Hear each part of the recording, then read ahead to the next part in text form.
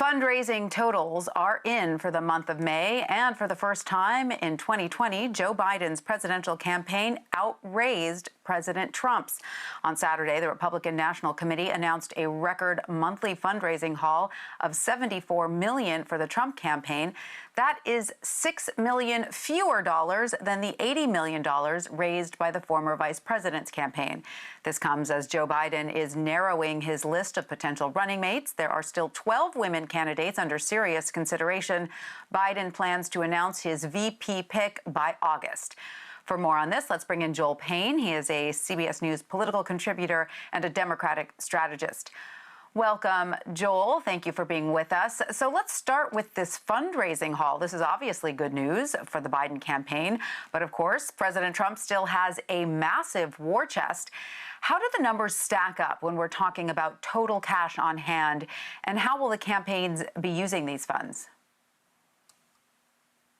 Well, Tanya, I think you're right to point out cash on hand, things like burn rate, which is how much you're bringing in versus how much you're spending. I've never been under the impression that funding is going to be a problem for either of these campaigns. And this is actually not surprising if you look back at what happened in the Democratic primary late last year, early this year. All of those Democratic candidates combined were raising as much, if not more, than President Trump. The story was written that Donald Trump was raising more. Well, that's because he was running against a field of 20 people. He's in a one-to-one race now. Democrats have a lot of energy behind Joe Biden, and Republicans will have a lot of energy behind Donald Trump. Generally speaking, I think that these stories get a little bit too much play, but I think it does reflect energy. Energy's high on both sides. All right. So as we said, Biden is planning to announce his running mate by August. Last week, as you know, Minnesota Senator Amy Klobuchar withdrew her name from consideration.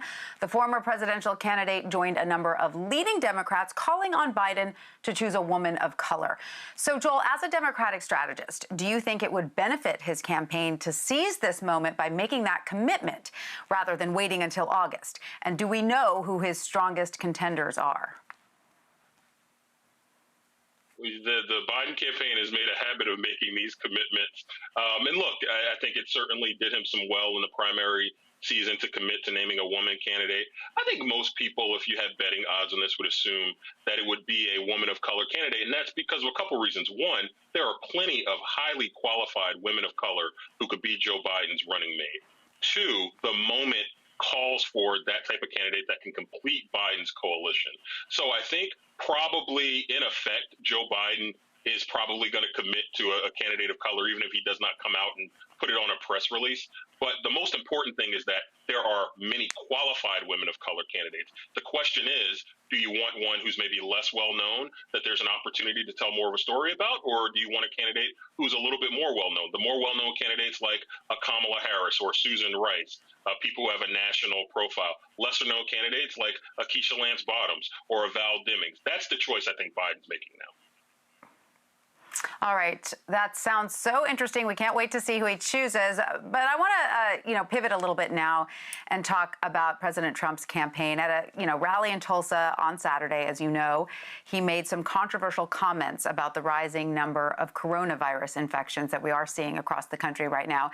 And at one point blamed the surge on an increase in testing and said he had told his own administration to slow the testing down. I know that the administration is now saying that he was joking, but Joel, what is the Biden campaign's reaction to this, and how is the Trump campaign going to handle the coronavirus going forward? Tanya, I cut ads for the Hillary Clinton campaign 4 years ago.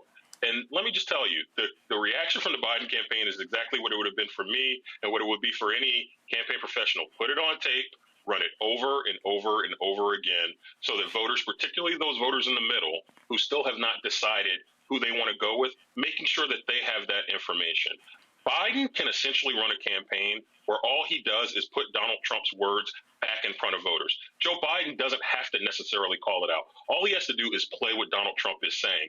If Donald Trump had a little bit of political discipline, I bet you he'd be doing probably 5 points better in the polls than he is right now. But he doesn't, because he doesn't understand how to build coalitions and how to widen coalitions. And I think that's going to be a big benefit to Joe Biden. Mm-hmm.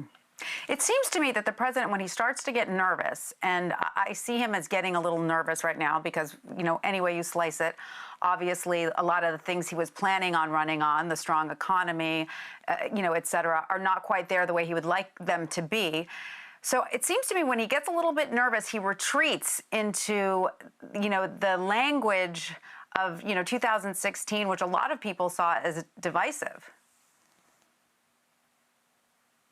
Well, Tanya, he does what he knows. And this is a mistake that actually a lot of conventional politicians made. Remember, this is what actually helped Donald Trump stand out, is that he didn't do the conventional politician thing, which is fighting the last war, essentially.